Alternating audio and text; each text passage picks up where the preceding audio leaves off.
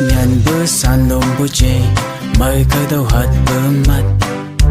hầu ấy chỉ si bay bần đâu à u như bao nhân sang cây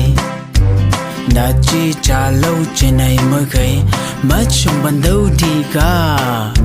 song đắc là chỗ bà sẽ chẳng đâu mang ăn của bi ăn cây lao si cây ông ấy mới cơ đi ta ngã sệt thì mà si cây tao ít mang bốn sa bay ăn away bữa sa bữa thì lát cây mời cơ ấy away bữa nhẹ si sung lẽ đen à mấy áp bu cây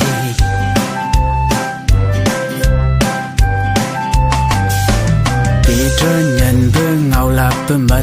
chỉ su ít lại ấy cây hầu ấy chỉ sư bay bần đâu à bu như bao khang ăn gầy nhà chi trả lâu trên này chỉ xoay ngào lạc bữa cầm xí lấy